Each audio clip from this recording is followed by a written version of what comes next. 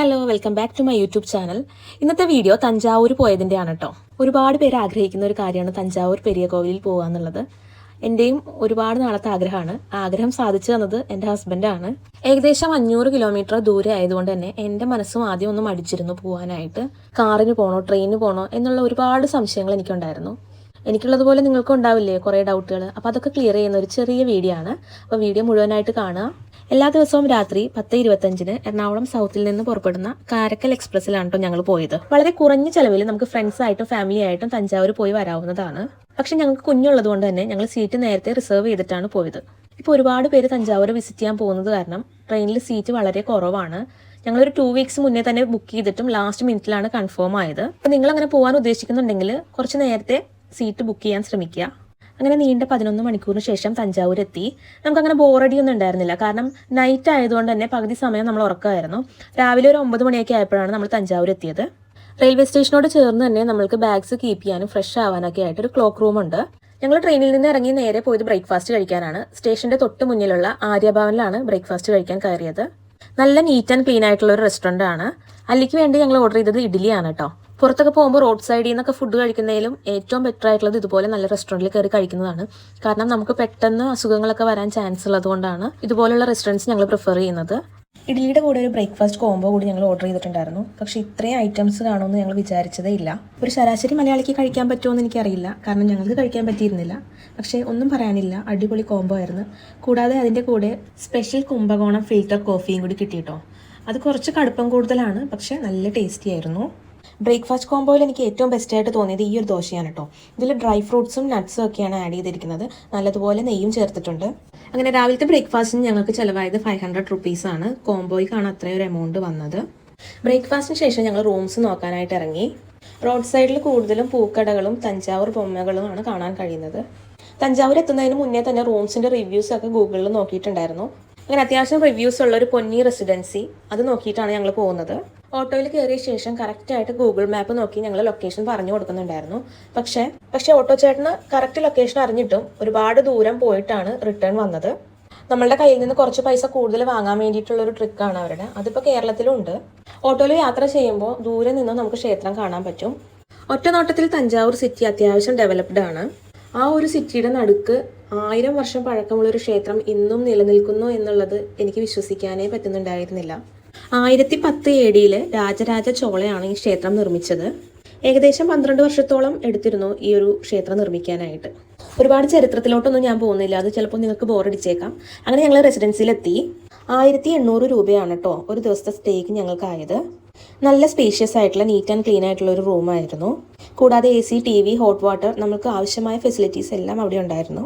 300 metre മാത്രമാണ് ഈ ഒരു അക്കോമഡേഷനിൽ നിന്നും ക്ഷേത്രത്തിലേക്കുള്ള ദൂരം. ഓട്ടോയ്ക്ക് ഏകദേശം 100 രൂപയാണ് ആവുന്നത്. പലരും പല റേറ്റാണ് വാങ്ങുന്നത്.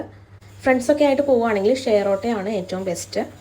റൂമിൽ നിന്ന് ഇറങ്ങി ഞങ്ങൾ ആദ്യം ചെന്നത് തഞ്ചാവൂർ പാലസിലേക്കാണ്.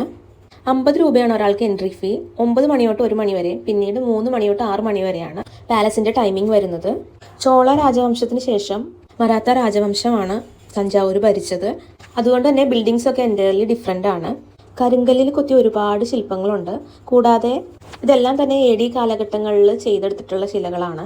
കേരളത്തിൽ ഒരുപാട് മ്യൂസിയത്തിൽ പോയിട്ടുണ്ടെങ്കിലും ഇത്രയധികം ശില്പങ്ങളൊന്നും ഞാൻ ഇതിനു മുന്നേ കണ്ടിട്ടില്ല.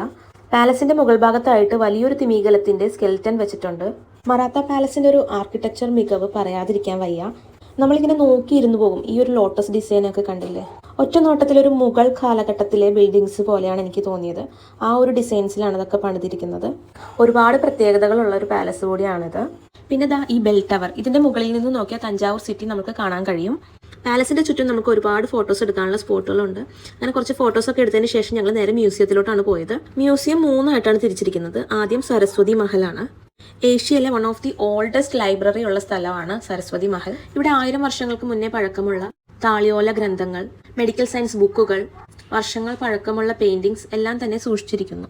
പാലസിന്റെ ചുറ്റുവട്ടത്ത് തന്നെ ഇതുപോലെ സർബത്ത് കടകളുണ്ട്. നമ്മളുടെ സർബത്തിനേക്കാളും കുറച്ച് വ്യത്യാസമുണ്ട്, എന്നാലും കുഴപ്പമില്ല. അവിടുന്ന് കുറച്ച് വെള്ളമൊക്കെ കുടിച്ചതിന് ശേഷം അടുത്തത് ആർട്ട് ഗാലറിയിലോട്ടാണ് പോകുന്നത്.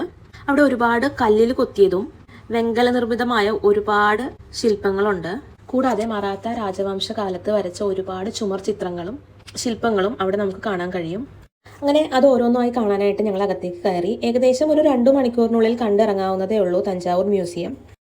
ഇവിടെ എന്നെ ഏറ്റവും അത്ഭുതപ്പെടുത്തിയത് 1000 വർഷങ്ങൾക്ക് മേലെ പഴക്കമുള്ള നടരാജ വിഗ്രഹങ്ങളാണ്. ഒന്നോ രണ്ടോ അല്ല, പല വലുപ്പത്തിലുള്ള ഒരുപാട് നടരാജ വിഗ്രഹങ്ങൾ അവിടെ സൂക്ഷിച്ചു വെച്ചിട്ടുണ്ട്. കൂടാതെ ചോള രാജവംശം ഉപയോഗിച്ച കോയിൻസും അവിടെ സൂക്ഷിച്ചു വെച്ചിട്ടുണ്ട്. സിനിമയിലും കഥകളിലൊക്കെ ഒരുപാട് കേട്ടിട്ടുണ്ടെങ്കിലും ഇതൊക്കെ എനിക്ക് വലിയൊരു അത്ഭുതം തന്നെയായിരുന്നു. പാലസിലെ കാഴ്ചകളൊക്കെ കണ്ട് ഞങ്ങൾ പതിയെ പുറത്തേക്ക് ഇറങ്ങി. പോകുന്ന വഴി ഒരുപാട് തഞ്ചാവൂർ ബൊമ്മകൾ കണ്ടിരുന്നു. പക്ഷെ എല്ലാത്തിനും നല്ല റേറ്റാണ്. ഒരു പേരിന് തന്നെ 2000 രൂപയോളം വില വരുന്നുണ്ട്. തിരിച്ച് റൂമിലെത്തി ഫുഡൊക്കെ കഴിച്ചതിന് ശേഷം 4 മണിയായപ്പോൾ ഞങ്ങൾ ക്ഷേത്രത്തിലോട്ട് പോയി. ഓട്ടോ വിളിച്ചാണ് കേട്ടോ പോയത്. ഞങ്ങളുടെ മനസ്സിൽ 2 പ്ലാനാണുള്ളത്. ഒന്ന് ഈവനിങ് പോയിട്ട് ക്ഷേത്രം കാണാമെന്നുള്ളതും പിന്നീട് രാവിലെ പോയിട്ട് ക്ഷേത്രം കാണാമെന്നുള്ളതും. ഈവനിങ് ടൈമിൽ ക്ഷേത്രം കാണാൻ നല്ലൊരു ഗോൾഡൻ ഷെയ്ഡാണ്. എന്നാൽ അത്ര വെയിലോ ചൂടോ ഒന്നും നമുക്ക് അനുഭവപ്പെട്ടിട്ടുണ്ടായിരുന്നില്ല. പിന്നെ പ്രത്യേകിച്ച് പറയാനുള്ളത്, അമ്പലത്തിൽ വീഡിയോസ് സ്ട്രിക്ട്ലി പ്രൊഹിബിറ്റഡ് ആണ്. ഫോട്ടോസ് മാത്രമേ എടുക്കാൻ അനുവദിക്കുകയുള്ളൂ. നമ്മൾ വീഡിയോസ് എടുക്കുന്നതായിട്ട് അവരുടെ ശ്രദ്ധയിൽപ്പെട്ടാൽ അവർ നമ്മളുടെ ഗ്യാലറിയിൽ നിന്ന് അതെല്ലാം ഡിലീറ്റ് ആക്കുന്നതാണ്. ഈവനിങ് ടൈമിൽ അത്യാവശ്യം തിരക്കുണ്ടായിരുന്നു. ഒരുപാട് പേരും കേരളത്തിൽ നിന്ന് വന്നവരായിരുന്നു. എത്രയൊക്കെ തിരക്കുണ്ടെന്ന് പറഞ്ഞാലും നമുക്ക് ഫോട്ടോസൊക്കെ എടുക്കാൻ പറ്റിയ ഇടങ്ങൾ അവിടെ ഉണ്ട് കേട്ടോ. രാവിലെ 6 മുതൽ 12:30 വരെയാണ് നമുക്ക് ക്ഷേത്രത്തിൽ പ്രവേശനമുള്ളൂ. പിന്നീട് വൈകിട്ട് 4 മുതൽ 8:30 വരെയാണ്. ഞാൻ ഈ നോക്കി നിൽക്കുന്ന നന്ദികേശനൊക്കെ ഒറ്റ കല്ലിൽ തീർത്ത ശില്പമാണ് കേട്ടോ. ഫോട്ടോസ് കണ്ടപ്പോൾ ഒരുപാട് പേര് ചോദിച്ചു കുഞ്ഞിനെ കൊണ്ടുപോയില്ലേന്ന്. കുഞ്ഞ് ഞങ്ങളുടെ കൂടെ തന്നെ ഉണ്ടായിരുന്നു എപ്പോഴും. പക്ഷെ അവളുടെ ഈ പ്രായത്തിൽ അങ്ങനെ ഫോട്ടോസ് ഒന്നും എടുക്കാനായിട്ട് നിന്ന് തരില്ല. നല്ല ഓട്ടമായിരുന്നു. പിന്നെ ഞങ്ങളും അങ്ങനെ ഫ്രീ ആയിട്ട് വിട്ടു അവളെ. ക്ഷേത്രം ഒരു അത്ഭുതം തന്നെയാണ് കേട്ടോ. ഒരുപാട് കൊത്തുപണികളും ഒറ്റക്കല്ലിൽ തീർത്ത ഒരുപാട് കൊത്തുപണികളുണ്ട്. അതും നല്ല അടിപൊളി ഫിനിഷിങ്ങിലാണ് അതെല്ലാം ചെയ്തിരിക്കുന്നത്. മഹാദേവനാണ് കേട്ടോ ഈ ക്ഷേത്രത്തിലെ പ്രതിഷ്ഠ. ക്ഷേത്രത്തിന്റെ ഭംഗി ആസ്വദിച്ച് ഏകദേശം 8 മണി വരെ ഞങ്ങൾ അവിടെ ഉണ്ടായിരുന്നു. ആ ഒരു ടൈം ആകുമ്പോൾ ഫുള്ള് ലൈറ്റ്സ് ഇടും. അപ്പോൾ ക്ഷേത്രത്തിന് വേറെ തന്നെ ഒരു ഭംഗിയാണ് കേട്ടോ. അങ്ങനെ ക്ഷേത്രത്തിലെ കാഴ്ചകളൊക്കെ കണ്ട് കുറച്ച് ഫോട്ടോസൊക്കെ എടുത്തതിന് ശേഷം ഞങ്ങൾ ഇറങ്ങി. ക്ഷേത്രത്തിനോട് ചേർന്ന് തന്നെ തഞ്ചാവൂർ ബൊമ്മയൊക്കെ വിൽക്കുന്ന ഒരു ഷോപ്പ് ഉണ്ടായിരുന്നു. തഞ്ചാവൂർ വന്നിട്ട് ബൊമ്മ വാങ്ങാൻ ആഗ്രഹമുള്ളവർ ലോക്കൽ സ്റ്റോറിൽ നിന്നൊക്കെ വാങ്ങുന്നതായിരിക്കും നല്ലത്. ഏറ്റവും അഫോർഡബിൾ ആയിട്ട് നമുക്ക് തഞ്ചാവൂർ ബൊമ്മ ലോക്കൽ സ്റ്റോറിൽ തന്നെയാണ് കിട്ടുന്നത്. അങ്ങനെ പിറ്റേന്ന് രാവിലെ ഒരു 5:45 ആയപ്പോൾ ഞങ്ങൾ ക്ഷേത്രത്തിലെത്തി. തലേ ദിവസം ഞങ്ങൾക്ക് അകത്ത് കയറി തൊഴാനൊന്നും പറ്റിയിട്ടുണ്ടായിരുന്നില്ല. അപ്പോൾ ഇത്തവണ അകത്ത് കയറി പ്രാർത്ഥിച്ചതിന് ശേഷം ഞങ്ങൾ പുറത്തിറങ്ങി. അതിരാവിലെ ആയതുകൊണ്ട് തന്നെ അങ്ങനെ ഒരുപാട് ആളുകളൊന്നും അവിടെ ഉണ്ടായിരുന്നില്ല.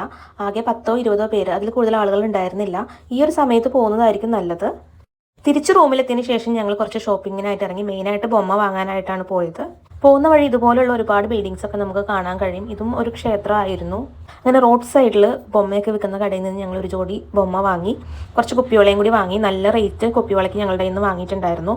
മലയാളിയാണെന്ന് അറിയുമ്പോൾ അവർ റേറ്റ് കൂട്ടിയാണ് പറയുന്നത്. അപ്പോൾ ഇത്രയൊക്കെയാണ് തഞ്ചാവൂർ വിശേഷങ്ങൾ. നിങ്ങൾക്ക് എന്തെങ്കിലും ഡൗട്ട്സ് ഉണ്ടെങ്കിൽ കമൻറ്റ് ചെയ്യുക, ഞാൻ റിപ്ലൈ തരുന്നതായിരിക്കും. വൈകിട്ട് 6:30 ഞങ്ങളുടെ റിട്ടേൺ ട്രെയിൻ. പിറ്റേന്ന് വെളുപ്പിന് 6 മണിക്ക് എത്തി. ഈ ഒരു യാത്ര എനിക്ക് എന്നും ഹൃദയത്തോട് ചേർത്ത് വെക്കാൻ പറ്റിയ ഒന്നാണ്. അതിനെല്ലാം കാരണം ഈ ഒരു മനുഷ്യനാണ്. അപ്പോൾ അത്രേ ഉള്ളൂ. വീഡിയോ ഇഷ്ടപ്പെട്ട് ലൈക്ക് ചെയ്യുക, സബ്സ്ക്രൈബ് ചെയ്യുക. നെക്സ്റ്റ് വീഡിയോയിൽ കാണാം. ടാറ്റാ.